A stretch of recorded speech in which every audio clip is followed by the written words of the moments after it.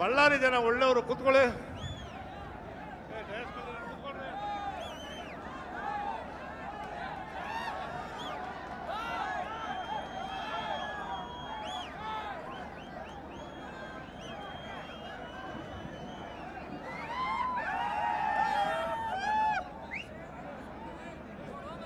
ದಯಮಾಡಿ ಕೂತ್ಕೊಳ್ಳಿ.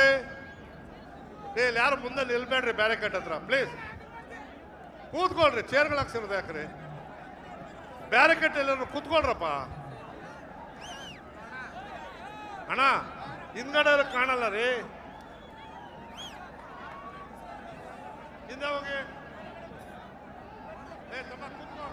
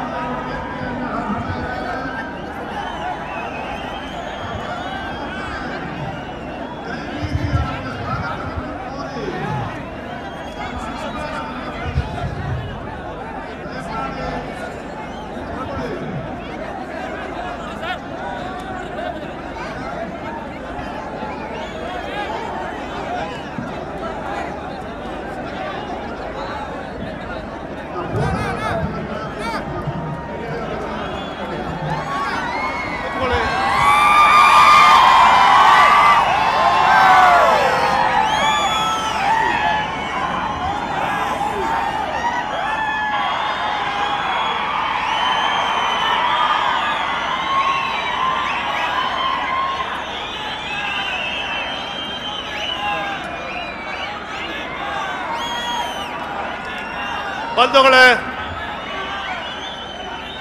ಸಭೆಯನ್ನು ಉದ್ದೇಶಿಸಿ ಕರ್ನಾಟಕ ಪ್ರದೇಶ ಕಾಂಗ್ರೆಸ್ ಸಮಿತಿಯ ಅಧ್ಯಕ್ಷರು, ನಿಮ್ಮೆಲ್ಲರ ನೆಚ್ಚಿನ ನಾಯಕರಾದಂಥ ಡಾಕ್ಟರ್ ಜಿ ಪರಮೇಶ್ವರ್ ಅವರು ಮಾತನಾಡಲಿದ್ದಾರೆ. ಶಾಂತಿಯುತವಾಗಿ ಸಭೆಯನ್ನು ಯಶಸ್ವಿಗೊಳಿಸಬೇಕಾಗಿ ಪ್ರಾರ್ಥನೆ.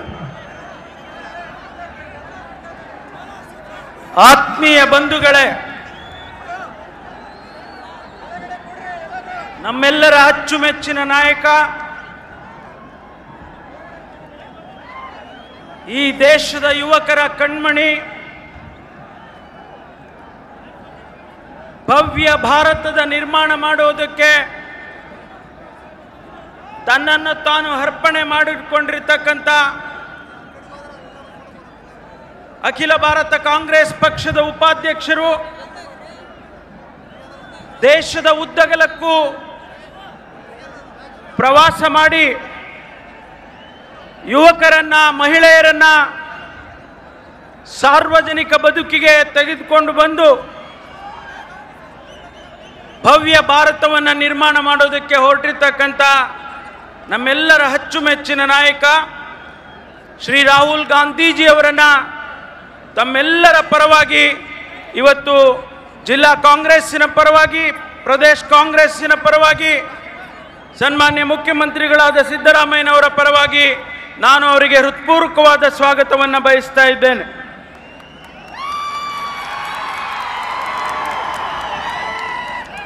ಅದೇ ರೀತಿ ನಮ್ಮೆಲ್ಲರ ಅಚ್ಚುಮೆಚ್ಚಿನ ನಾಯಕ, ಕರ್ನಾಟಕದ ಅಪರೂಪದ ಮುಖ್ಯಮಂತ್ರಿ ಸನ್ಮಾನ್ಯ ಸಿದ್ದರಾಮಯ್ಯನವರನ್ನ ಈ ಸಭೆಗೆ ಸ್ವಾಗತ ಮಾಡ್ತಾ ಇದ್ದೇನೆ.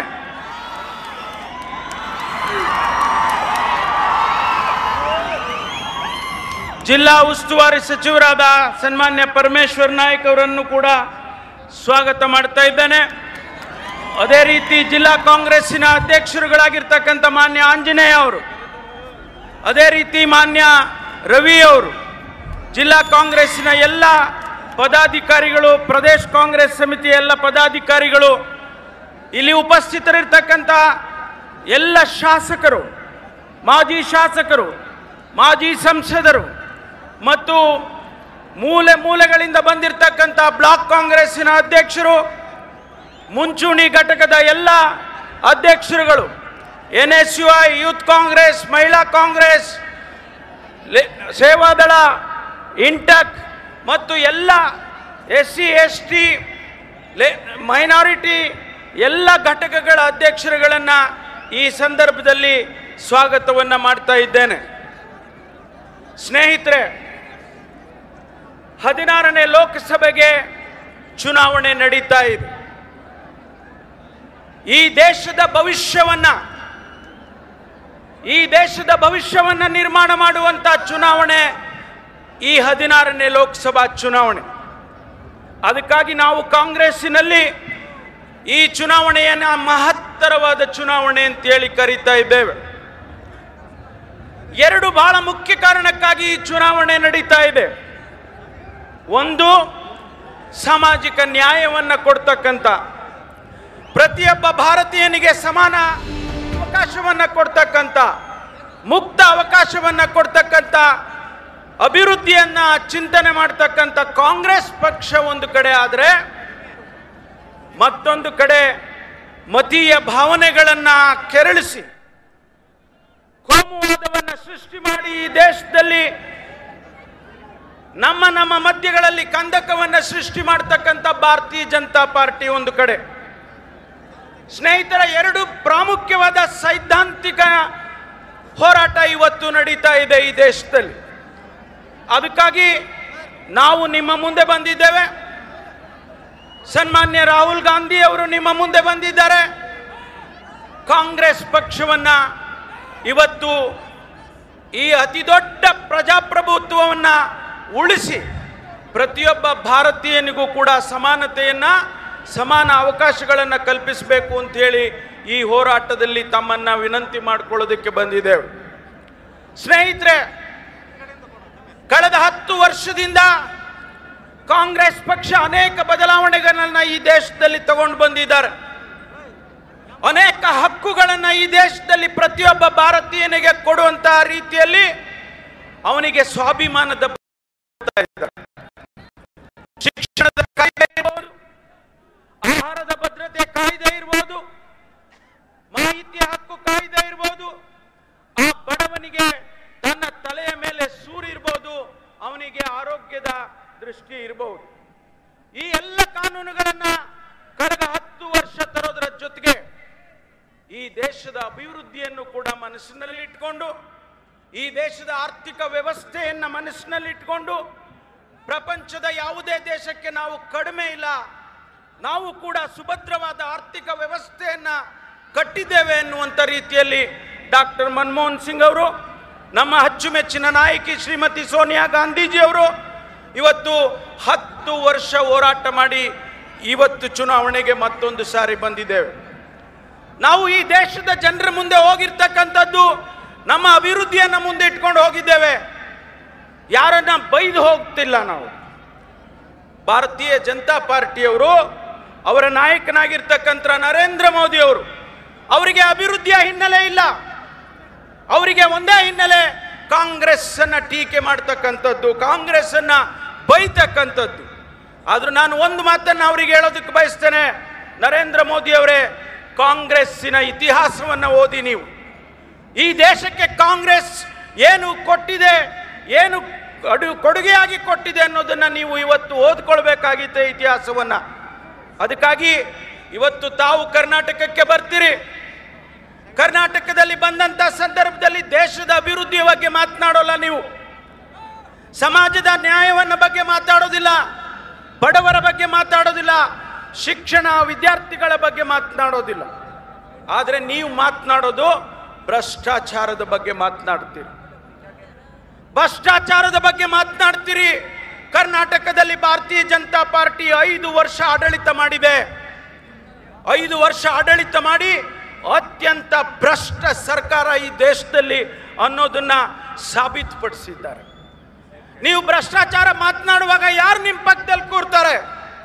ನಿಮ್ಮ ಪಕ್ಕದಲ್ಲಿ ಯಡಿಯೂರಪ್ಪ ಕೂರ್ತಾರೆ, ನಿಮ್ಮ ಪಕ್ಕದಲ್ಲಿ ಕಟ್ಟ ಸುಬ್ರಹ್ಮಣ್ಯ ನಾಯ್ಡು ಕೂರ್ತಾರೆ, ನಿಮ್ಮ ಪಕ್ಕದಲ್ಲಿ ಅನಂತ್ ಕುಮಾರ್ 14,000 ಕೋಟಿ ರೂಪಾಯಿ ಹಡ್ಕೋ ಹಗರಣ ಮಾಡಿದಂತ ಅನಂತ್ ಕುಮಾರ್ ಕೂರ್ತಾರೆ. ನಿಮಗೆ ಯಾವ ನೈತಿಕ ಹಕ್ಕಿದೆ ಭ್ರಷ್ಟಾಚಾರದ ಬಗ್ಗೆ ಮಾತನಾಡೋದಕ್ಕೆ ಕರ್ನಾಟಕದಲ್ಲಿ? ಇದಕ್ಕೆ ನೀವು ಉತ್ತರ ಕೊಡಬೇಕು. ನರೇಂದ್ರ ಮೋದಿ, ನೀವು ಪ್ರಧಾನಮಂತ್ರಿ ಆಗೋಗ್ಬಿಟ್ಟಿದ್ದೀರಿ ಅಂತೇಳಿ ಇವತ್ತು ಹೇಳ್ಕೊಳ್ತಾ ಇದ್ದೀರಿ. ಆಗೋದಿಲ್ಲ. ಯಾವುದೇ ಕಾಲಕ್ಕೂ ಕೂಡ, ಯಾವುದೇ ಕಾರಣಕ್ಕೂ ಕೂಡ ನರೇಂದ್ರ ಮೋದಿ ಈ ದೇಶದಲ್ಲಿ ಪ್ರಧಾನಮಂತ್ರಿ ಆಗೋದಿಲ್ಲ ಅನ್ನುವಂಥ ಮಾತನ್ನು ಈ ಸಂದರ್ಭದಲ್ಲಿ ಹೇಳೋದಕ್ಕೆ ಬಯಸ್ತೇನೆ. ಸ್ನೇಹಿತರೆ, ಕರ್ನಾಟಕದಲ್ಲಿ 2013ರಲ್ಲಿ ಮೇ ತಿಂಗಳಲ್ಲಿ ನಾವೆಲ್ಲ ನಿಮ್ಮ ಮುಂದೆ ಬಂದು ಪ್ರಚಾರ ಮಾಡಿದೋ, ಇದೇ ಬಳ್ಳಾರಿಯಲ್ಲಿ ಬಂದು ಪ್ರಚಾರ ಮಾಡಿ ನಿಮ್ಮ ಆಶೀರ್ವಾದವನ್ನು ಕೇಳಿದೋ. ಕಾಂಗ್ರೆಸ್ ಪಕ್ಷಕ್ಕೆ 122 ಸೀಟ್ಗಳನ್ನು ಕರ್ನಾಟಕದ ಜನತೆ ನಮಗೆ ಕೊಟ್ಟಿದ್ದಾರೆ. ತಾವೆಲ್ಲ ಆಶೀರ್ವಾದ ಮಾಡಿದ್ದೀವಿ. ಸಿದ್ದರಾಮಯ್ಯನವರು ಇವತ್ತು ಮುಖ್ಯಮಂತ್ರಿಗಳಾಗಿದ್ದಾರೆ. ನಾವು ಕೊಟ್ಟಂತಹ ಭರವಸೆ ಮಾತುಗಳನ್ನು ಇವತ್ತು ಈಡೇರಿಸ್ತಾ ಇದ್ದೇವೆ. ಅದು 1 ರೂಪಾಯಿ ಕೆಜಿ ಅಕ್ಕಿ ಇರ್ಬೋದು, 2 ರೂಪಾಯಿಗೆ ಸಬ್ಸಿಡಿ ಹಾಲು ಸಬ್ಸಿಡಿ ಇರ್ಬೋದು, ಮಧ್ಯಾಹ್ನದತ್ತು ಮಕ್ಕಳಿಗೆ ಹಾಲು ಕೊಡ್ತಕ್ಕಂಥ ಕಾರ್ಯಕ್ರಮ ಇರ್ಬೋದು, ಅದೇ ರೀತಿ ನೀರಾವರಿಗೆ ಹಣವನ್ನು ಕೊಡ್ತಕ್ಕಂಥದ್ದು ಇರ್ಬೋದು. ಆದ್ರಿಂದ ನಾವು ಕಾಂಗ್ರೆಸ್ಸಿನವರು ಕೊಟ್ಟ ಮಾತಿನಂತೆ ನಡೀತೇವೆ. ಇದಕ್ಕೆ ಮತ್ತೊಂದು ನಿದರ್ಶನ, ಸನ್ಮಾನ್ಯ ರಾಹುಲ್ ಗಾಂಧೀಜಿ ಅವರು 2009ರಲ್ಲಿ ಗುಲ್ಬರ್ಗದಲ್ಲಿ ಇದೇ ಚುನಾವಣೆಗೆ ಬಂದರು. ಗುಲ್ಬರ್ಗದಲ್ಲಿ ಮಾತನಾಡುವಾಗ ಹೇಳಿದ್ರು, ಆರ್ಟಿಕಲ್ 371J ಸ್ಪೆಷಲ್ ಸ್ಟೇಟಸ್ ಈ 6 ಜಿಲ್ಲೆಗಳಿಗೆ ನಾನು ಕೊಡಿಸ್ತೇನೆ ನಮ್ಮ ಸರ್ಕಾರ ಬಂದ್ರೆ ಅಂತ ಹೇಳಿ ಹೋಗಿದ್ರು. ಇವತ್ತು ರಾಹುಲ್ ಜಿ ಅವರು ಬಂದಿದ್ದಾರೆ. ಏನು ಭರವಸೆಯ ಮಾತನ್ನ ಗುಲ್ಬರ್ಗದಲ್ಲಿ ಆಡಿದ್ರು ಅದನ್ನ ಇವತ್ತು ಅನುಷ್ಠಾನ ಮಾಡಿ ನಿಮ್ಮ ಹತ್ರ ಮತ ಕೇಳೋಕೆ ಬಂದಿದ್ದಾರೆ. ನಾವು ಸುಳ್ಳು ಭರವಸೆ ಕೊಟ್ಟು ಮತ ಕೇಳೋಕೆ ಬಂದಿಲ್ಲ. Rahul G kept up the promise which he did in 2009. He promised to the people of this region in the state. He has kept up the promise and sanctioned, approved Article 371J. ಇವತ್ತು ಅದಕ್ಕಾಗಿ ಉದ್ಯೋಗ, ಶಿಕ್ಷಣ, ಅಭಿವೃದ್ಧಿ ಎಲ್ಲವೂ ಕೂಡ ಈ ಭಾಗದಲ್ಲಿ ಆಗ್ತಕ್ಕಂಥ ಸಾಧ್ಯತೆಗಳಿದ್ದಾವೆ. ಅದಕ್ಕಾಗಿ ಈಗಾಗಲೇ ಕೇಂದ್ರ ಸರ್ಕಾರ ಮತ್ತು ರಾಜ್ಯ ಸರ್ಕಾರ ಹಣವನ್ನು ಬಿಡುಗಡೆ ಮಾಡ್ತಾ ಇದ್ದಾರೆ. ಆದ್ರಿಂದ ನಾವು ತಮ್ಮನ್ನ ಕೇಳ್ತಾ ಇದ್ದೇವೆ, ಮಾನ್ಯ ಹನುಮಂತಪ್ಪನವರು ಕೇವಲ 2000 ಓಟ್ನಲ್ಲಿ ಸೋತಿರ್ಲಿಲ್ಲ. ಅವತ್ತು ಅಧಿಕಾರಿಗಳು ತಪ್ಪು ಮಾಡಿ ಸೋತಿದ್ದಾರೆ. ಆದ್ರೆ ಈ ಬಾರಿ ಹನುಮಂತಪ್ಪನವ್ರನ್ನ ಗೆಲ್ಲಿಸಿಕೊಡ್ಬೇಕು. ನಿಮ್ಮಲ್ಲಿ ಕೈ ಮುಗಿದು ಕೇಳ್ಕೊಳ್ತೇವೆ, ಹನುಮಂತಪ್ಪನವರು ಒಬ್ಬ ನ್ಯಾಯಾಧೀಶನಾಗಿ ರಾಜಕಾರಣಕ್ಕೆ, ಸಾರ್ವಜನಿಕಕ್ಕೆ ಬದುಕಿಗೆ ಬಂದು ತನ್ನನ್ನು ತಾನು ಅರ್ಪಣೆ ಮಾಡಿಕೊಂಡಿದ್ದಾರೆ. ಅದಕ್ಕಾಗಿ ಅವರಿಗೆ ತಮ್ಮ ಅಮೂಲ್ಯವಾದ ಮತವನ್ನು ನೀಡಬೇಕು ಅಂತ ಹೇಳಿ ನಾನು ಕೇಳಿಕೊಂಡು, ಅದೇ ರೀತಿ ಕೊಪ್ಪಳದಿಂದ ನಮ್ಮ ಬಸವರಾಜ್ ಹಿತ್ನಾಳ್ ಅವರು ಬಂದಿದ್ದಾರೆ. ಬಸವರಾಜ್ ಹಿತ್ನಾಳ್ ಬಸಟ್ಟೆಪ್ಪ ಉರುಫ್ ಬಸಟ್ಟೆಪ್ಪ ಅವರು ಕೂಡ ಇವತ್ತು ಈ ಜಾಗಕ್ಕೆ ಬಂದಿದ್ದಾರೆ. ಅವರನ್ನು ಕೂಡ ತಮ್ಮ ಅಮೂಲ್ಯವಾದ ಮತಗಳಿಂದ ಅವ್ರನ್ನ ಆರಿಸಬೇಕು ಕೊಪ್ಪಳದ ಜನತೆ ಅಂತೇಳಿ ವಿನಂತಿ ಮಾಡಿಕೊಂಡು ನಾನು ಹೆಚ್ಚು ಸಮಯ ತೆಗೆದುಕೊಳ್ಳದೆ ತಮ್ಮೆಲ್ಲರಿಗೂ ಕೂಡ ಹೃತ್ಪೂರ್ವಕವಾದ ನಮಸ್ಕಾರಗಳನ್ನು ಹೇಳಿ ನನ್ನ ಮಾತು ಮುಗಿಸ್ತೇನೆ. ಎಲ್ರಿಗೂ ನಮಸ್ಕಾರ. ಈಗ ತಮ್ಮನ್ನು ಉದ್ದೇಶಿಸಿ ನಮ್ಮೆಲ್ಲರ ಅಚ್ಚುಮೆಚ್ಚಿನ ಮುಖ್ಯಮಂತ್ರಿಗಳು ಸನ್ಮಾನ್ಯ ಸಿದ್ದರಾಮಯ್ಯನವರು ಮಾತನಾಡ್ತಾರೆ.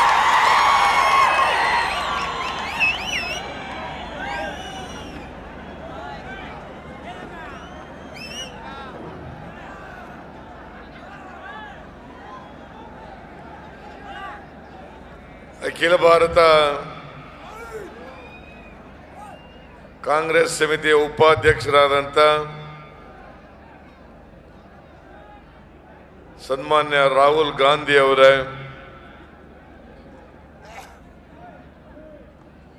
ಪ್ರದೇಶ ಕಾಂಗ್ರೆಸ್ ಸಮಿತಿಯ ಅಧ್ಯಕ್ಷರಾದಂಥ ಡಾಕ್ಟರ್ ಪರಮೇಶ್ವರ್ ಅವರೇ, ಜಿಲ್ಲಾ ಉಸ್ತುವಾರಿ ಸಚಿವರಾದಂಥ ಮೊನ್ನೆ ಪರಮೇಶ್ವರ್ ನಾಯ್ಕ್ ಅವರೇ,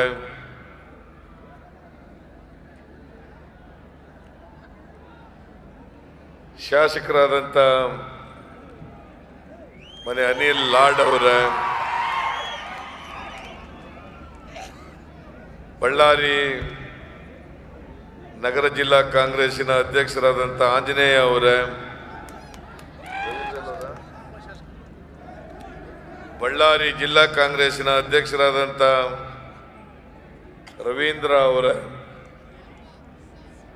ಇಲ್ಲಿ ಇಷ್ಟೊಂದು ಬೃಹತ್ ಸಂಖ್ಯೆಯಲ್ಲಿ ಸೇರಿರ್ತಕ್ಕಂಥ ಎಲ್ಲ ಆತ್ಮೀಯ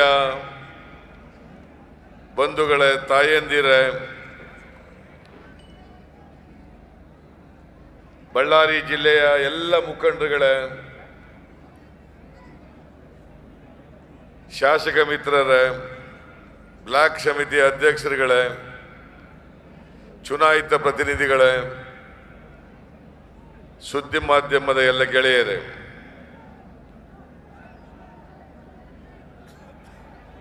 ಈ ದೇಶದ ಲೋಕಸಭೆಗೆ ಚುನಾವಣೆ ನಡೀತಾ ಇದೆ. ಕರ್ನಾಟಕದಲ್ಲಿ ಈ ತಿಂಗಳು 17ನೇ ತಾರೀಕು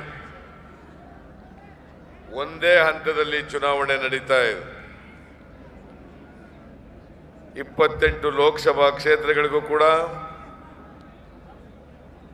ಏಕಕಾಲದಲ್ಲಿ ಚುನಾವಣೆ ನಡೆಸಲಿಕ್ಕೆ ಚುನಾವಣಾ ಆಯೋಗ ತೀರ್ಮಾನ ಮಾಡಿದೆ. ಒಂದೇ ಹಂತದಲ್ಲಿ ಚುನಾವಣೆ ನಡೆಯಲಿಕ್ಕೆ ಕಾರಣ, ಕರ್ನಾಟಕದಲ್ಲಿ ಕಾನೂನಿನ ಸುವ್ಯವಸ್ಥೆ ಚೆನ್ನಾಗಿದೆ. ಇಂದಿನ ಸರ್ಕಾರದಲ್ಲಿ ಕಾನೂನಿನ ಸುವ್ಯವಸ್ಥೆ ಹಾಳಾಗಿತ್ತು. ನಾವು ಅಧಿಕಾರಕ್ಕೆ ಬಂದ ಮೇಲೆ ಕಳೆದ 10 ತಿಂಗಳಲ್ಲಿ ಕಾನೂನಿನ ವ್ಯವಸ್ಥೆಯನ್ನು ಸುಧಾರಣೆ ಮಾಡಿದ್ದೇವೆ. ಆ ಕಾರಣದಿಂದ ಇವತ್ತು ಒಂದೇ ಹಂತದಲ್ಲಿ ಚುನಾವಣೆ ನಡೀತಾ ಇದೆ. ಈ ಚುನಾವಣೆ ಅನೇಕ ಕಾರಣಗಳಿಂದ ಬಹಳ ಮಹತ್ವದ ಚುನಾವಣೆ ಅಂತೇಳಿ ಮತದಾರರು ಅರ್ಥ ಮಾಡ್ಕೋಬೇಕಾಗ್ತದೆ. ಒಂದು ಕಡೆ ಕೋಮುವಾದವನ್ನು ಪ್ರತಿಪಾದನೆ ಮಾಡ್ತಕ್ಕಂಥ, ಏಕಧರ್ಮವನ್ನು, ಏಕನಾಯಕತ್ವವನ್ನು, ಏಕ ಸಂಸ್ಕೃತಿಯನ್ನು ಪ್ರತಿಪಾದನೆ ಮಾಡ್ತಕ್ಕಂಥ ಭಾರತೀಯ ಜನತಾ ಪಕ್ಷ ಒಂದು ಕಡೆ, ಜಾತ್ಯತೀತ ತತ್ವಗಳನ್ನು, ಬಹುಧರ್ಮೀಯ ಬಹು ಸಂಸ್ಕೃತಿಯನ್ನು ಪ್ರತಿಪಾದನೆ ಮಾಡ್ತಕ್ಕಂಥ ಕಾಂಗ್ರೆಸ್ ಪಕ್ಷ ಮತ್ತು ಸಂಘಟಕರು ಇನ್ನೊಂದು ಕಡೆ. ಇವೆರಡರ ನಡುವೆ ಈ ಚುನಾವಣೆ ನಡೀತಾ ಇದೆ. ಈ ದೇಶದ ಜನ ದೇಶದ ಹಿತದೃಷ್ಟಿಯಿಂದ, ಕೂತ್ಕೊಳ್ರಪ್ಪ ಪ್ಲೀಸ್, ಏನಾಗಿದೆ ಕೂತ್ಕೊಳ್ರಿ, ನೀವು ಕೂರಿ. ಬಿಸಿಲಿಗೆಲ್ಲ ಎದುರ್ಕತ್ತೀರ ಬಳ್ಳಾರಿ ಜನ, ಕೂತ್ಕೊಳ್ರಿ, ಕೂತ್ಕೊಳ್ಳಿ ಪ್ಲೀಸ್.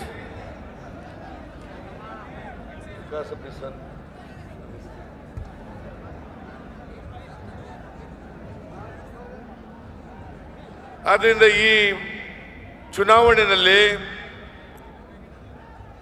ಮತದಾರರು ಯಾವ ಪಕ್ಷ ಎಲ್ಲ ಧರ್ಮದವರನ್ನ, ಜಾತಿಯವರನ್ನ, ಎಲ್ಲ ಸಂಸ್ಕೃತಿಯ ಜನರನ್ನ ಒಟ್ಟಿಗೆ ತಗೊಂಡು ಹೋಗ್ತಕ್ಕಂಥ ರಾಜಕೀಯ ಪಕ್ಷಕ್ಕೆ ಬೆಂಬಲವನ್ನು ನೀಡಬೇಕಾದಂಥ ಅನಿವಾರ್ಯತೆ ಇದೆ ಅಂತಕ್ಕಂಥ ಮಾತುಗಳನ್ನು ತಿಳಿಸಲಿಕ್ಕೆ ಬಯಸ್ತಾ ಇದ್ದೇನೆ.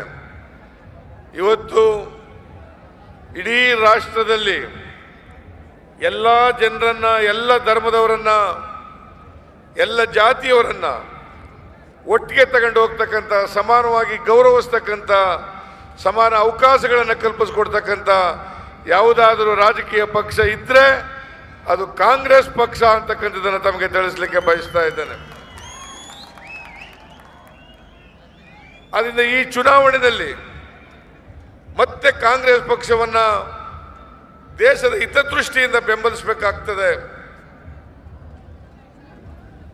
ಕಾಂಗ್ರೆಸ್ ನಾಯಕತ್ವಕ್ಕೆ ಶಕ್ತಿಯನ್ನು ಕೊಡ್ತಕ್ಕಂಥ ಕೆಲಸವನ್ನು ಮಾಡಬೇಕಾಗ್ತದೆ. ಈ ಚುನಾವಣೆಯಲ್ಲಿ ಕೇಂದ್ರ ಸರ್ಕಾರ ಮತ್ತು ರಾಜ್ಯ ಸರ್ಕಾರ ತನ್ನ ಸಾಧನೆಗಳ ಆಧಾರದ ಮೇಲೆ ಜನರ ಮತಯಾಚನೆಯನ್ನು ಮಾಡ್ತಾ ಇದ್ದೇವೆ.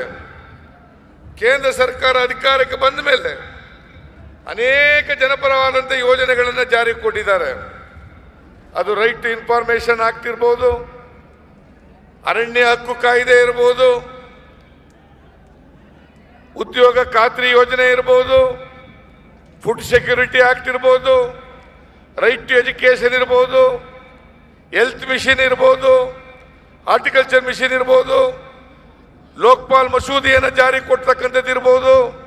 ಇವೆಲ್ಲ ಕಾಯ್ದೆಗಳನ್ನು ಕೂಡ ಕೇಂದ್ರ ಸರ್ಕಾರ ಕಳೆದ 10 ವರ್ಷಗಳಲ್ಲಿ ಜಾರಿ ಕೊಟ್ಟು ಈ ರಾಜ್ಯದಲ್ಲಿ ಬಡವರು, ದಲಿತರು, ಹಿಂದುಳಿದವರು, ಅಲ್ಪಸಂಖ್ಯಾತರು, ಅರಣ್ಯವಾಸಿಗಳು ಇವರೆಲ್ಲರಿಗೂ ಕೂಡ ಆರ್ಥಿಕವಾಗಿ ಸಾಮಾಜಿಕವಾಗಿ ಶಕ್ತಿ ತುಂಬತಕ್ಕಂಥ ಕೆಲಸವನ್ನ ಮಾಡಿದ್ದಾರೆ. ನಾವು ಅಧಿಕಾರಕ್ಕೆ ಬಂದು ಕರ್ನಾಟಕದಲ್ಲಿ 10 ತಿಂಗಳಾಯಿತು. ಈ 10 ತಿಂಗಳಲ್ಲಿ ಬಡವರಿಗೆ, ದಲಿತರಿಗೆ, ಹಿಂದುಳಿದವರಿಗೆ, ಅಲ್ಪಸಂಖ್ಯಾತರಿಗೆ ಸಾಮಾಜಿಕ ನ್ಯಾಯವನ್ನು ಕೊಡ್ತಕ್ಕಂಥ ಪ್ರಯತ್ನವನ್ನು ಮಾಡ್ತಾ ಇದ್ದೀವಿ. ತಾವೆಲ್ಲ ನೋಡ್ತಾ ಇದ್ದೀರಿ, ಕರ್ನಾಟಕದಲ್ಲಿ ಭಾರತೀಯ ಜನತಾ ಪಕ್ಷ ಅಧಿಕಾರದಲ್ಲಿದ್ದಾಗ 5 ವರ್ಷಗಳ ಕಾಲ ಈ ರಾಜ್ಯದ ಆಡಳಿತವನ್ನು ಹಾಳು ಮಾಡಿ, ಈ ರಾಜ್ಯದ ಸಂಪತ್ತನ್ನು ಲೂಟಿ ಹೊಡೆದು ಇವತ್ತು ಅನೇಕ ಜನ ಬಿಜೆಪಿ ಸರ್ಕಾರದಲ್ಲಿದ್ದಂಥ ಮಂತ್ರಿಗಳು, ಮುಖ್ಯಮಂತ್ರಿ ಎಲ್ಲರೂ ಕೂಡ ಜೈಲಿಗೆ ಹೋದದನ್ನು ತಾವು ನೋಡಿದ್ದೀರಿ. ಬಳ್ಳಾರಿನಲ್ಲಿ ತಮಗೆಲ್ಲ ಗೊತ್ತಿದೆ, ಜನಾರ್ದನ್ ರೆಡ್ಡಿ, ಕರುಣಾಕರ್ ರೆಡ್ಡಿ, ಶ್ರೀರಾಮುಲು ಬಳ್ಳಾರಿಯನ್ನ ರಿಪಬ್ಲಿಕ್ ಆಫ್ ಬಳ್ಳಾರಿ ಅಂತ ಮಾಡಿದ್ರು. ಇಲ್ಲಿ ಕಾನೂನಿನ ವ್ಯವಸ್ಥೆ ಇರಲಿಲ್ಲ, ಕಾನೂನು ಕುಸಿದೋಗಿತ್ತು, ಆಡಳಿತ ಇರಲೇ ಇಲ್ಲ. ಇಲ್ಲಿ ಸಾಮಾನ್ಯ ಜನರು ಕೂಡ ಉಸಿರಾಟ ಮಾಡ್ತಕ್ಕಂಥದ್ದು, ಬದುಕ್ತಕ್ಕಂಥದ್ದು ಅತ್ಯಂತ ಕಷ್ಟದ ಪರಿಸ್ಥಿತಿ ಇತ್ತು. ಇವತ್ತು ನಾವು ಅಧಿಕಾರಕ್ಕೆ ಬಂದ ಮೇಲೆ ಮತ್ತೆ ಬಳ್ಳಾರಿನಲ್ಲಿ ಕಾನೂನಿನ ವ್ಯವಸ್ಥೆ ಬಂದಿದೆ, ಪ್ರಜಾಪ್ರಭುತ್ವ ಮತ್ತೆ ಸ್ಥಾಪನೆಯಾಗಿದೆ. ಇವತ್ತು ಎಲ್ಲ ಸಾಮಾನ್ಯ ಜನರು ಕೂಡ ಉಸಿರಾಟ ಮಾಡ್ತಕ್ಕಂಥ, ಧೈರ್ಯವಾಗಿ ಓಡಾಡ್ತಕ್ಕಂಥ, ತಿರುಗಾಡ್ತಕ್ಕಂಥ ಪರಿಸ್ಥಿತಿ ನಿರ್ಮಾಣ ಆಗಿದೆ ಅಂತಕ್ಕಂಥದ್ದನ್ನು ಕೂಡ ತಮಗೆ ತಿಳಿಸ್ಲಿಕ್ಕೆ ಬಯಸ್ತಾ ಇದ್ದೇನೆ. ರಾಮುಲು ಕಳೆದ ಚುನಾವಣೆಯಲ್ಲಿ ಹೊಸ ಪಕ್ಷವನ್ನು ಮಾಡ್ಕೊಂಡು ಹೋಗಿದ್ರು, BSR ಪಾರ್ಟಿ. ಆ BSR ಪಾರ್ಟಿ ಮಾಡಲಿಕ್ಕೆ ಏನು ಅಕ್ರಮ ಗಣಿಗಾರಿಕೆಯಲ್ಲಿ ಲೂಟಿ ಹೊಡೆದಿದ್ರು, ಹಣ ಖರ್ಚು ಮಾಡಿ ಪಕ್ಷವನ್ನು ಕಟ್ಟಿದ್ರು. ಜನಾರ್ದನ್ ರೆಡ್ಡಿ ಈ ಪಕ್ಷದ ಹಿಂದೆ ಇದ್ದಂತ ಬ್ರೈನ್. ಇವತ್ತು ಜನಾರ್ದನ್ ರೆಡ್ಡಿ ಇನ್ನೂ ಜೈಲಿದ್ದಾರೆ. ಬಹುಶಃ ಜನಾರ್ದನ್ ರೆಡ್ಡಿ, ಯಡಿಯೂರಪ್ಪ, ಕರುಣಾಕರ್ ರೆಡ್ಡಿ, ಶ್ರೀರಾಮುಲು ಅಕ್ರಮ ಗಣಿಗಾರಿಕೆಯಲ್ಲಿ ಕನಿಷ್ಠ 1 ಲಕ್ಷ ಕೋಟಿ ರೂಪಾಯಿಗಳನ್ನ ಲೂಟಿ ಹೊಡೆದಿದ್ದಾರೆ ಅಂತಂದ್ರೆ ಅದು ಅತಿಶಯೋಕ್ತಿ ಆಗಲಾರದು ಅಂತಕ್ಕಂಥದ್ದು ನನ್ನ ಭಾವನೆ. ಅದಕ್ಕಾಗಿ ನಾವೆಲ್ಲರೂ ಕೂಡ ವಿಧಾನಸಭೆಯಲ್ಲಿ ವಿಷಯವನ್ನು ಪ್ರಸ್ತಾಪ ಮಾಡಿ CBI ತನಿಖೆ ಆಗಬೇಕು, ಅಕ್ರಮ ಗಣಿಗಾರಿಕೆ ನಿಲ್ಲಬೇಕು, ಜನಾರ್ದನ್ ರೆಡ್ಡಿ, ಕರುಣಾಕರ್ ರೆಡ್ಡಿ, ಶ್ರೀರಾಮುಲು ಮಂತ್ರಿ ಸ್ಥಾನದಿಂದ ಹೋಗ್ಬೇಕು. ಯಡಿಯೂರಪ್ಪನವರೇ, ನಿಮ್ಮ ಮಂತ್ರಿಮಂಡಲದ ಇವರು ಅಕ್ರಮ ಗಣಿಗಾರಿಕೆಯಲ್ಲಿ ನಿರತರಾಗಿದ್ದಾರೆ, ನೀವು ಅದಕ್ಕೆ ಶಾಮೀಲಾಗಿದ್ದೀರಿ, ನಿಮಗೂ ಕೂಡ ಅದರಲ್ಲಿ ಪಾಲ್ ಸಿಗ್ತಾ ಇದೆ ಅಂತೇಳಿ ನಾನು ಅಸೆಂಬ್ಲಿನಲ್ಲಿ ಪ್ರಸ್ತಾಪ ಮಾಡಿದೆ. ಯಡಿಯೂರಪ್ಪ ಒಪ್ಕೊಳ್ಳಿಲ್ಲ. ಜನಾರ್ದನ್ ರೆಡ್ಡಿ 24 ಕ್ಯಾರೆಟ್ ಚಿನ್ನ ಅಂತೇಳಿ ಇದೇ ಯಡಿಯೂರಪ್ಪ ಅವತ್ತು ಅಸೆಂಬ್ಲಿನಲ್ಲಿ ಹೇಳಿದ್ರು. ಯಾವ ಜನಾರ್ದನ್ ರೆಡ್ಡಿ ಇವತ್ತು ಜೈಲಿದ್ದಾರೆ, ಅದೇ ಜನಾರ್ದನ್ ರೆಡ್ಡಿಯನ್ನ 24 ಕ್ಯಾರೆಟ್ ಚಿನ್ನ ಅಂತೇಳಿ ಯಡಿಯೂರಪ್ಪನವರು ಹೇಳಿದ್ರು. ಇವತ್ತು ಈ ರಾಜ್ಯವನ್ನು ಲೂಟಿ ಮಾಡಿದವರಿಗೆ ಇಂತಹ ಬಿರುದನ್ನ ಯಡಿಯೂರಪ್ಪನವರು ಕೊಟ್ಟಿದ್ರು. ಬಹುಶಃ ಕರ್ನಾಟಕದ ಇತಿಹಾಸದಲ್ಲಿ ಯಾರಾದರೂ ಒಬ್ಬ ಮುಖ್ಯಮಂತ್ರಿ ಆಗಿದ್ದವರು 24 ದಿನಗಳ ಕಾಲ ಜೈಲಿಗೆ ಹೋಗಿದ್ದಾರೆ ಅಂತಂದ್ರೆ ಅದು ಶ್ರೀಮಾನ್ ಯಡಿಯೂರಪ್ಪನವರು ಅಂತಕ್ಕಂಥದ್ದನ್ನು ಅರ್ಥ ಮಾಡ್ಕೋಬೇಕಾಗ್ತದೆ. ಇವತ್ತು ನಾವು ಈಗಾಗಲೇ ಅದಕ್ಕೋಸ್ಕರ CBI ತನಿಖೆಗೆ ಅಕ್ರಮ ಗಣಿಗಾರಿಕೆಯನ್ನು ಕೊಟ್ಟಿದ್ದೇವೆ, ಲೋಕಾಯುಕ್ತಕ್ಕೆ ವಹಿಸಿದ್ದೇವೆ. ಆ ತನಿಖೆ ಮುಗಿದ ಮೇಲೆ ಜನಾರ್ದನ್ ರೆಡ್ಡಿ ಮತ್ತೆ ಜೈಲಿನಿಂದ ಹೊರಗಡೆ ಬರಲಿಕ್ಕೆ ಸಾಧ್ಯ ಇಲ್ಲ. ಮತ್ತೆ ಶ್ರೀರಾಮುಲು, ಕರುಣಾಕರ್ ರೆಡ್ಡಿ ಇವ್ರ ಮೇಲೂ ಕೂಡ ಕತ್ತಿ ತೂಗಾಡ್ತಾ ಇದೆ. ಇವತ್ತು ಶ್ರೀರಾಮುಲು ಮತ್ತೆ ಬಿಜೆಪಿಗೆ ವಾಪಸ್ ಬಂದಿದ್ದಾರೆ. ಉದ್ದೇಶ ಪರಸ್ಪರ ಬೀದಿ ನಾಯಿಗಳಂತೆ ಕಚ್ಚಾಡದವರು ಇವತ್ತು ಮತ್ತೆ ಒಟ್ಟಾಗಿದ್ದಾರೆ. ರಾಮುಲು ನರೇಂದ್ರ ಮೋದಿ ಅವರನ್ನ ಪ್ರೈಮ್ ಮಿನಿಸ್ಟರ್ ಮಾಡಬೇಕು, ಅದಕ್ಕೆ ವಾಪಸ್ ಬಂದಿದ್ದೀನಿ ಅಂತ ಹೇಳ್ತಾರೆ. ನಿಜವಾಗಿ ಇವ್ರು ಬಂದಿರತಕ್ಕಂಥದ್ದು ಕೇಂದ್ರದಲ್ಲಿ NDA ಸರ್ಕಾರ ಬರಬಹುದು, ಬಂದ್ರೆ ಜನಾರ್ದನ್ ರೆಡ್ಡಿಯನ್ನ ಜೈಲಿನಿಂದ ಹೊರಗಡೆ ತರಬಹುದು ಅಂತಕ್ಕಂಥ ಉದ್ದೇಶದಿಂದ ತಂದಿದ್ದಾರೆ ಅಂತ ತಿಳ್ಕೋಬೇಕಾಗ್ತದೆ. ಅದು ಸಾಧ್ಯ ಇಲ್ಲ. NDA ಯಾವ ಕಾರಣಕ್ಕೂ ಕೂಡ ಈ ದೇಶದಲ್ಲಿ ಅಧಿಕಾರಕ್ಕೆ ಬರಲಿಕ್ಕೆ ಸಾಧ್ಯ ಇಲ್ಲ. ಮೋದಿ ಯಾವ ಕಾರಣಕ್ಕೂ ಕೂಡ ಪ್ರಧಾನಮಂತ್ರಿ ಆಗಲಿಕ್ಕೆ ಸಾಧ್ಯ ಇಲ್ಲ. ಮತ್ತೆ UPA ಸರ್ಕಾರನೇ 3ನೇ ಬಾರಿಗೆ ಅಧಿಕಾರಕ್ಕೆ ಬಂದೇ ಬರ್ತಾರೆ. ರಾಹುಲ್ ಗಾಂಧಿ ಅವರು ಈ ದೇಶದ ಪ್ರಧಾನಮಂತ್ರಿ ಆಗ್ತಾರೆ ಅಂತಕ್ಕಂಥದ್ದನ್ನು ತಮಗೆ ತಿಳಿಸಲಿಕ್ಕೆ ಬರುತ್ತೆ. ಇದು ನೀವೆಲ್ಲರೂ ಕೂಡ ಇವತ್ತು ಇದರ ಬಗ್ಗೆ ಚಿಂತನೆ ಮಾಡಬೇಕು, ಇಲ್ಲಿ ಸಂಕಲ್ಪ ಮಾಡಬೇಕು, ಹಳ್ಳಿಗಳಿಗೆ ಹೋಗ್ಬೇಕು, ಜನರಿಗೆ ತಿಳಿಸ್ಬೇಕು. ರಾಮುಲು ಗೆಲ್ಕೂಡದು ಯಾವ ಕಾರಣಕ್ಕೂ ಕೂಡ. ರಾಹುಲ್ ಅಪಾಯಕಾರಿ.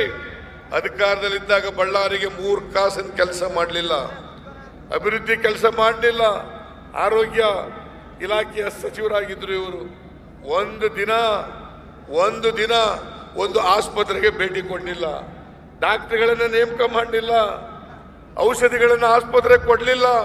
ಇವ್ರು ಏನಿದ್ರು ಕೂಡ ಕ್ಯಾಬಿನೆಟ್ ಮೀಟಿಂಗ್ ದಿನ ಹೋಗೋದು, ಅಲ್ಲಿಂದ ವಾಪಸ್ ಬಳ್ಳಾರಿಗೆ ಬರೋದು, ಬಳ್ಳಾರಿನಲ್ಲಿ ಅಕ್ರಮ ಗಣಿಗಾರಿಕೆಯಲ್ಲಿ ಲೂಟಿ ಹೊಡೆಯೋದು.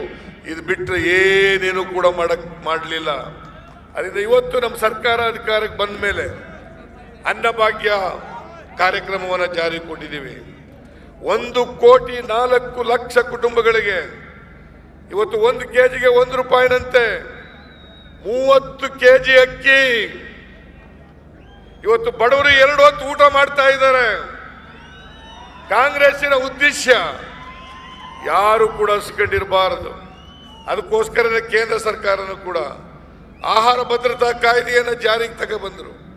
ನಾವು ಇವತ್ತು ಕರ್ನಾಟಕವನ್ನು ಹಸಿವು ಮುಕ್ತ ರಾಜ್ಯವನ್ನಾಗಿ ಮಾಡಬೇಕು, ಎಲ್ಲ ಬಡವರು ಕೂಡ 2 ಹೊತ್ತು ಊಟ ಮಾಡಬೇಕು ಅಂತೇಳಿ ಈ ಕಾರ್ಯಕ್ರಮಕ್ಕೆ 4,500 ಕೋಟಿ ರೂಪಾಯಿಗಳನ್ನು ಒಂದು ವರ್ಷಕ್ಕೆ ನಾವು ಖರ್ಚು ಮಾಡ್ತಾ ಇದ್ದೇವೆ. ಬಿಜೆಪಿಯವರು ರಾಮುಲು ಇದ್ದಾಗ, ಯಡಿಯೂರಪ್ಪ ಇದ್ದಾಗ ತಲಾ 4 ಕೆಜಿ 12 ವರ್ಷದ ಮಕ್ಕಳಿಗೆ ಆಹಾರ ಪದಾರ್ಥ ಕೊಡ್ತಾ ಇರಲಿಲ್ಲ. ಇವತ್ತು ಕ್ಷೀರ ಭಾಗ್ಯ, ಮನಸ್ವಿನಿ, ಮೈತ್ರಿ ಇವೆಲ್ಲ ಕಾರ್ಯಕ್ರಮಗಳನ್ನು ಕೂಡ ಜಾರಿಗೆ ತಂದಿದ್ದೀವಿ. ವಿದ್ಯಾಸಿರಿ ಕಾರ್ಯಕ್ರಮವನ್ನು ಜಾರಿಗೆ ತಂದಿದ್ದೀವಿ. ಇವತ್ತು SC ST ಅಲ್ಪಸಂಖ್ಯಾತರು ಇವರೆಲ್ಲ ಸಾಲವನ್ನು ಮನ್ನಾ ಮಾಡಿದ್ದೀವಿ. ಸುಮಾರು 1,340 ಕೋಟಿ ರೂಪಾಯಿಗಳನ್ನು ಮನ್ನಾ ಮಾಡಿದ್ದೀವಿ.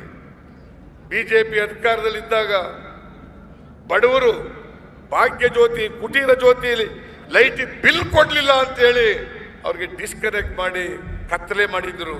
ಇವತ್ತು ನಾವು ಬಂದ ತಕ್ಷಣ ಆ ಬಡವರು ಕೊಡಬೇಕಾಗಿದ್ದಂಥ ಎಲ್ಲ ಬಾಕಿಯನ್ನು ಮನ್ನಾ ಮಾಡಿ ಅವ್ರಿಗೆ ಮತ್ತೆ ಕರೆಂಟ್ ಕೊಡ್ತಕ್ಕಂಥ ಕೆಲಸವನ್ನು ಮಾಡೋದು. ಇವತ್ತು ರೈತರಿಗೆ 3 ಲಕ್ಷದವರೆಗೆ ಬಡ್ಡಿ ರಹಿತವಾದಂಥ ಸಾಲ ಕೊಡ್ತಾ ಇದ್ದೀವಿ. ಆ ಸಾಲಕ್ಕೆ ಕೊಡಬೇಕಾದಂಥ ಬಡ್ಡಿಯನ್ನ ನಮ್ಮ ಸರ್ಕಾರ ಕೊಡ್ತಾ ಇದೆ. ಕೃಷಿ ಪದಾರ್ಥಗಳಿಗೆ ನ್ಯಾಯಯುತವಾದಂಥ ಬೆಲೆ ಸಿಗಬೇಕು ಅಂತೇಳಿ ಕೃಷಿ ಬೆಲೆ ಆಯೋಗವನ್ನು ರಚನೆ ಮಾಡಿದ್ದೇವೆ. ಇವತ್ತು ರೈತರು ಬೆಳೆದಂತ ಅನೇಕ ಪದಾರ್ಥಗಳನ್ನು ಕೊಂಡುಕೊಂಡಿದೆ. ಬಹುಶಃ ಕರ್ನಾಟಕದ ಇತಿಹಾಸದಲ್ಲಿ 1,05,00,000 ಕ್ವಿಂಟಲ್ ಆಹಾರ ಪದಾರ್ಥಗಳನ್ನು ಕೊಂಡುಕೊಂಡಿದ್ದೀವಿ. ಇದಕ್ಕೋಸ್ಕರ 1,900 ಕೋಟಿ ರೂಪಾಯಿಗಳನ್ನು ಖರ್ಚು ಮಾಡಿದ್ದೀವಿ. ಕಬ್ಬಿಗೆ 1 ಟನ್ ಕಬ್ಬಿಗೆ 250 ರೂಪಾಯಿ ಸಬ್ಸಿಡಿ ಕೊಟ್ಟಿರ್ತಕ್ಕಂಥದ್ದು. ಇಡೀ ದೇಶದಲ್ಲೇ ಅದು ಕರ್ನಾಟಕದಲ್ಲಿ ಕಾಂಗ್ರೆಸ್ ಸರ್ಕಾರ ಬೇರೆ ಯಾವ ಸರ್ಕಾರನೂ ಕೂಡ ಕೊಟ್ಟಿಲ್ಲ ಅಂತಕ್ಕಂಥ ತಿಳಿಸಲಿಕ್ಕೆ ಬಯಸ್ತಾ ಇದ್ದೇನೆ. ಇದು ಇವತ್ತು ರೈತರಿಗೆ, ಮಹಿಳೆಯರಿಗೆ, ಕಾರ್ಮಿಕರಿಗೆ, ಹಿಂದುಳಿದವರಿಗೆ, ದಲಿತರಿಗೆ ಇವರೆಲ್ಲರಿಗೂ ಕೂಡ ಸಾಮಾಜಿಕ ನ್ಯಾಯವನ್ನು ಕೊಡ್ತಕ್ಕಂಥ ಕೆಲಸ ಮಾಡಿದ್ದೀವಿ. ಇವತ್ತು ದಲಿತರು ಅರ್ಥ ಮಾಡ್ಕೊಳ್ಬೇಕು.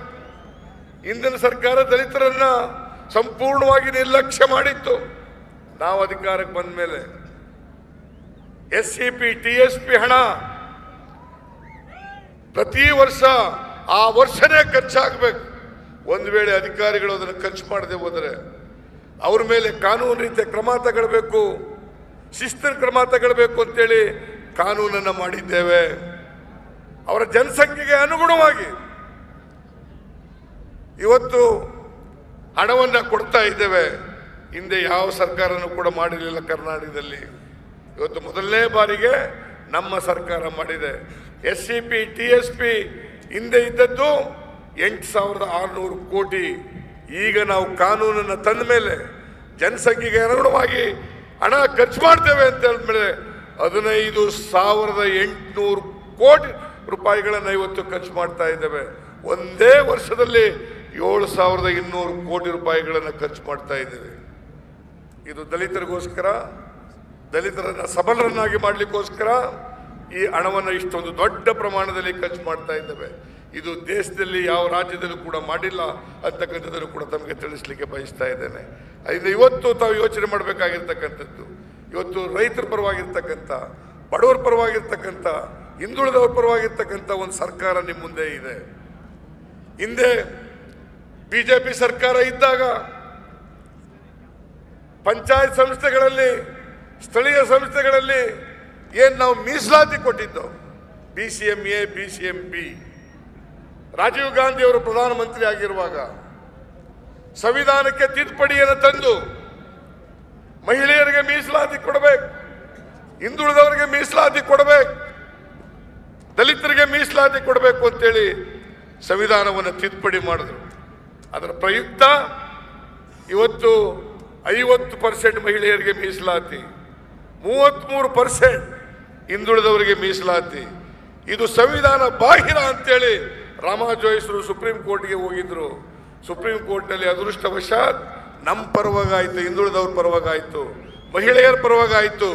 ಇವತ್ತು ಬಿಜೆಪಿಯವರು ಅದನ್ನ ರಾಮಾಜೋಯಿಸರಿಗೆ ತಡೆಗಟ್ಟತಕ್ಕಂಥ ಕೆಲಸವನ್ನ ಮಾಡ್ತಕ್ಕಂಥ ಪ್ರಯತ್ನ ಮಾಡಲಿಲ್ಲ. ಇವತ್ತು UPA ಸರ್ಕಾರ ಹೈದರಾಬಾದ್ ಕರ್ನಾಟಕಕ್ಕೆ ವಿಶೇಷ ಸ್ಥಾನಮಾನ ಕೊಡ್ತಕ್ಕಂಥದ್ದಕ್ಕೆ 371J ತಿದ್ದುಪಡಿ ಮಾಡಿ ಇವತ್ತು ಅದನ್ನು ಜಾರಿ ಮಾಡ್ತಕ್ಕಂಥ ಅವಕಾಶವನ್ನು ಕಲ್ಪಿಸ್ಕೊಟ್ಟಿದ್ದಾರೆ. ಅದಕ್ಕೋಸ್ಕರ ರಾಹುಲ್ ಗಾಂಧಿ ಅವರು ತಗೊಂಡಂಥ ಆಸಕ್ತಿ, ಸೋನಿಯಾ ಗಾಂಧಿ ಅವರು ತಗೊಂಡಂಥ ಆಸಕ್ತಿ, ಆ ಕಾರಣದಿಂದ ಇವತ್ತು ಈ 6 ಜಿಲ್ಲೆಗಳಿಗೆ ಅಭಿವೃದ್ಧಿಪಡಿಸ್ತಕ್ಕಂಥ ಅವಕಾಶ ಸಿಕ್ಕಿದೆ. ನಮ್ಮ ಸರ್ಕಾರ ಈಗಾಗಲೇ ಅನೇಕ ಕಾರ್ಯಕ್ರಮಗಳನ್ನು ನಾವು ಮಾಡಿದ್ದೇವೆ. ಬಳ್ಳಾರಿಗೆ ವಿಶೇಷವಾದಂಥ ಆದ್ಯತೆಯನ್ನು ನಾವು ಕೊಡ್ತೇವೆ, ಅಭಿವೃದ್ಧಿಪಡಿಸ್ತೇವೆ ಅಂತಕ್ಕಂಥ ಮಾತುಗಳನ್ನು ಹೇಳಿ ನನ್ನ ಮಾತನ್ನು ಮುಗಿಸ್ತೇನೆ. ನಿಮ್ಮೆಲ್ಲರಿಗೂ ನಮಸ್ಕಾರ. ತಮ್ಮೆಲ್ಲರನ್ನು ಕೂಡ ಉದ್ದೇಶಿಸಿ ನಮ್ಮ ನಾಯಕರಾಗಿರ್ತಕ್ಕಂಥ ರಾಹುಲ್ ಗಾಂಧೀಜಿಯವರು ಮಾತನಾಡ್ತಾರೆ.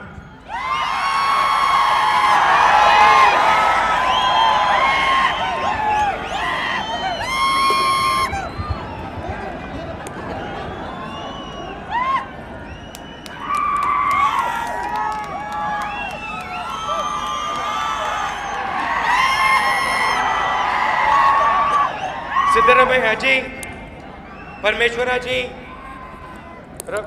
रविंद्रा जी, JS अंजनी केलू जी, हनुमान तप्पा जी, अनिल लाल जी, कांग्रेस पार्टी के हमारे सब कार्यकर्ता भाइयों और बहनों, आप सबका यहाँ बहुत बहुत स्वागत, नमस्कार।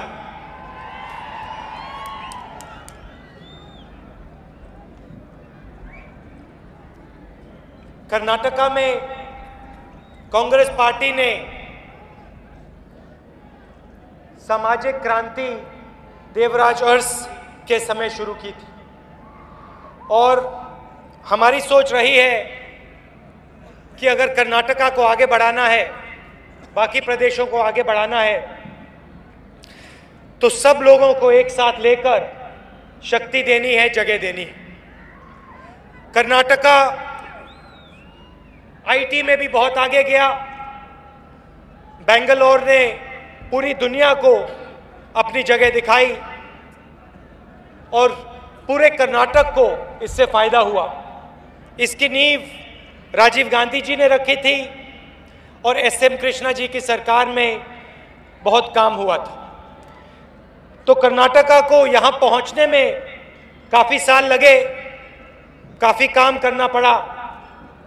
बेल्लारी ने भी मदद की और फिर बीजेपी की सरकार आई और आपको मालूम है पिछले 5 उसे आने के बाद उन्होंने क्या किया। बेल्लारी में उन्होंने किस प्रकार की चोरी की, किस प्रकार का काम किया। उनके जो यहाँ मंत्री थे उन्होंने आपके धन के साथ क्या किया आपको मालूम है। लोग कहते हैं कि कर्नाटका की सरकार नहीं चलती थी, बेल्लारी की सरकार चलती थी, और ये जो आपका आयरन ओर है जिससे आपको फायदा होना चाहिए, इसकी खुली लूट होती थी। अब बीजेपी के नेता पूरे हिंदुस्तान में घूम रहे हैं और भ्रष्टाचार की बात करते हैं, करप्शन की बात करते हैं। कर्नाटका में उनकी सरकार का करप्शन उनको नहीं दिखता। येदियुरप्पा जी उनको दिखाई नहीं देते। जब उनके चीफ मिनिस्टर जेल गए थे तो उनको बात याद नहीं आती, मगर बाकी हिंदुस्तान में घूमकर वो भ्रष्टाचार की बात करते हैं। पूरे हिंदुस्तान में भ्रष्टाचार की बात करेंगे, कहेंगे भ्रष्टाचार के खिलाफ हैं, मगर कर्नाटका में उनकी मीटिंग होगी और येदियुरप्पा जी उनके साइड में खड़े दिखाई देंगे। वो येदियुरप्पा जी जो जेल में समय काट के आए हैं, उनको बीजेपी ने गले लगा लिया। छत्तीसगढ़ नहीं जाते, छत्तीसगढ़ में जाते हैं, उनको वहां भ्रष्टाचार नहीं दिखाई देता। मध्य प्रदेश में उनको भ्रष्टाचार नहीं दिखाई देता, मगर भ्रष्टाचार के खिलाफ जरूर बीजेपी लड़ती है, खड़ी रहती है, मगर कर्नाटका में, बेल्लारी में उनको कुछ नहीं दिखाई देता।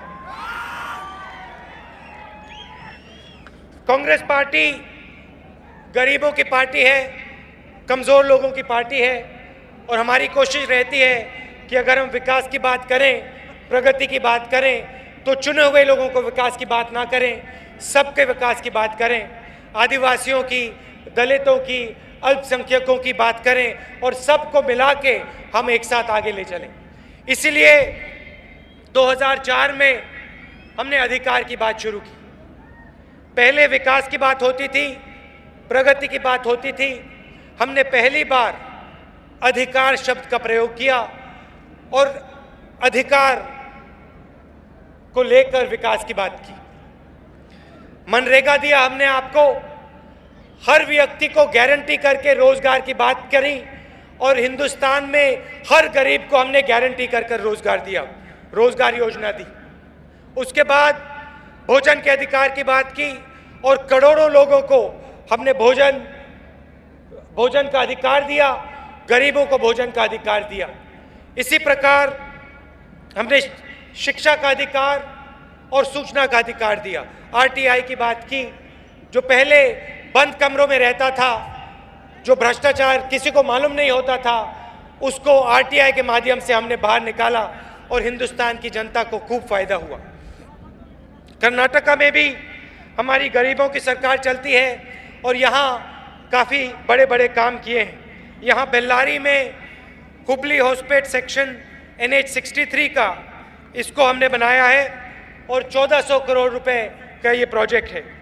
और बेल्लारी सिरगुप्पा लिंगासुर रेलवे लाइन भी हमने तैयार की। यहाँ कर्नाटका में गरीबों के लिए योजनाएं चलाई जा रही हैं। अन्ना भाग्य योजना यहाँ लागू हुई है, जिसके माध्यम से 30 केजी चावल 1 रुपए किलो सबको मिलता है। और किशीर भाग्य योजना भी चली है, जिसमें स्कूलों में 1 करोड़ बच्चों को 150 ग्राम दूध मिलता है, और 10 लाख लोगों के लिए हमने लोन वेवर कर्नाटका में किया है। आने वाले समय में कांग्रेस पार्टी गरीबों की सरकार चलाएगी, कमजोर लोगों की सरकार चलाएगी। देखिए, प्रगति जरूर होगी, विकास जरूर होगा, सड़कें जरूर बनेंगी, बिजली आएगी, पानी आएगा, मगर हम गरीबों को नहीं पीछे छोड़ने वाले हैं। हमने 2014 के मैनिफेस्टो में 2-3 चीज़ों की बात की है। सबसे बड़ा काम, हम मुफ्त में दवाई देने का काम करेंगे और गरीब लोगों को हम स्वास्थ्य का अधिकार, दवाई का अधिकार देने वाले हैं। और सिर्फ यहाँ नहीं रुकेंगे, पेंशन का अधिकार भी देंगे, और हमारी जो गरीब जनता है उनके सर के ऊपर एक छत डालेंगे और उन सबको छत का भी अधिकार हम देने वाले हैं। युवाओं के लिए हमने दिल्ली से लेकर मुंबई, मुंबई से लेकर चेन्नई और चेन्नई से लेकर बेंगलुरु और दिल्ली से लेकर कलकत्ता हमने एक इंडस्ट्रियल कॉरिडोर तैयार किया है, सड़कें बनाई हैं, डेडिकेटेड रेलवे लाइन तैयार की है, बिजली और पानी दिलवाया है और इस कॉरिडोर पे हजारों नए उद्योग लगेंगे और लाखों युवाओं को फायदा मिलने वाला है। कर्नाटका में भी इंडस्ट्रियल कॉरिडोर का बहुत फायदा मिलेगा और युवाओं को खास तौर से इस कॉरिडोर का यहाँ पे फायदा मिलेगा। और आजकल जो चीन में बनता है वो आने वाले समय में मैन्युफैक्चरिंग रेवोल्यूशन हिंदुस्तान में कर्नाटका में आने वाला है और इससे युवाओं को बहुत फायदा होगा। महिलाओं की थोड़ी बात करना चाहता हूं। हम महिलाओं को भी आगे बढ़ाएंगे। आपको हमने 50% आरक्षण पंचायती राज में और लोकल बॉडीज में दिया है। 33% आरक्षण हम आपको विधानसभा और लोकसभा में भी देने वाले हैं। हमने पिछली बार कोशिश की थी मगर बीजेपी के लोगों ने, विपक्ष के लोगों ने इस बिल को रोका, मगर हम इस बिल को, आरक्षण के बिल को पास करके दिखाएंगे। महिलाओं को लोकसभा विधानसभा में जगह देंगे। मैनिफेस्टो में हमने महिलाओं के लिए डेडिकेटेड पुलिस स्टेशन भी तैयार किए हैं। 2000 पुलिस स्टेशन हम सिर्फ महिलाओं के लिए हिंदुस्तान में तैयार करेंगे कि आपको भी लगे कि जब आपके ऊपर अत्याचार होता है, आपके सामने मुश्किलें होती हैं, तो आपके लिए भी पुलिस स्टेशन हो। अंत में मैं आपको कहना चाहता हूं कि भ्रष्टाचार के खिलाफ लोकसभा में हमने लोकपाल बिल रखा और 5 बड़े बड़े बिल रखे। विपक्ष ने भ्रष्टाचार के खिलाफ बिलों को रोकने की कोशिश की। लोकपाल बिल हमने पास किया मगर 5 बिलों को उन्होंने रोका। आने वाले जब चुनाव हम जीतेंगे, ये जो हमारे बिल हैं लोकसभा में भ्रष्टाचार के खिलाफ जो बिल हैं, इनको भी हम पास करके दिखाएंगे कि हिंदुस्तान की जनता को भ्रष्टाचार के खिलाफ एक बहुत बड़ा औजार मिलेगा। बेल्लारी के बारे में बोलना चाहता हूं। पुराना रिश्ता है बेल्लारी का और मेरे परिवार का। इंदिरा गांधी जी यहां से चुनाव लड़ती थी और सोनिया गांधी जी भी यहां से चुनाव लड़ी। आपका कांग्रेस पार्टी का बहुत पुराना रिश्ता है और आप हमारा समर्थन करते हैं। मैं आपको बताना चाहता हूं कि भ्रष्टाचार बेल्लारी में जो पहले हुआ करता था, जो बीजेपी के लोग करते थे, उसके खिलाफ सख्त कार्रवाई होगी और बेल्लारी का जो धन है वो आपके हाथ आएगा, बेल्लारी की जनता के हाथ आएगा और बेल्लारी की जनता को उससे फायदा होने वाला है।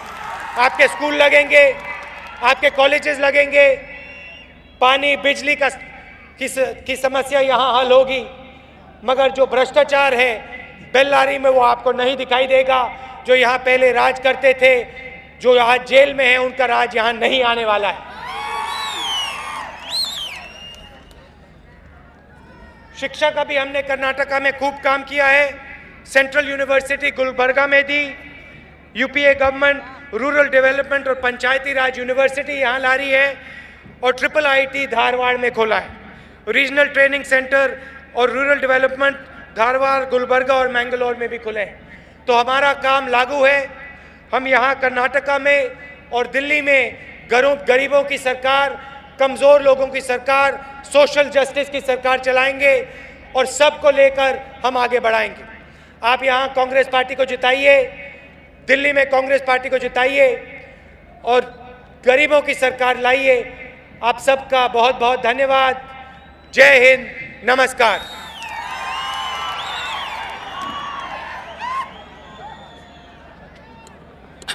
ಲೋಕಸಭಾ ಅಭ್ಯರ್ಥಿಯಾಗಿರ್ತಕ್ಕಂಥ ಸನ್ಮಾನ್ಯ ಹನುಮಂತಪ್ಪನವರು ಮುಂದೆ ಬನ್ನಿ, ನಮಸ್ಕಾರ ಮಾಡಿ, ಮತ್ತು ಬಸವರಾಜ್ ಇತ್ನಾಳ್ ಬಸಟ್ಟಪ್ಪ ಅವರು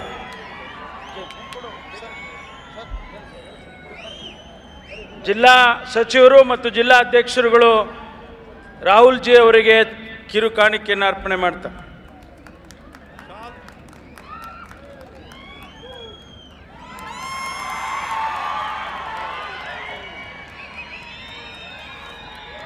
ಸ್ನೇಹಿತರೆ, ತಮ್ಮೆಲ್ಲರಿಗೂ ಕೂಡ ಹೃತ್ಪೂರ್ವಕವಾದ ವಂದನೆಗಳು, ನಮಸ್ಕಾರ.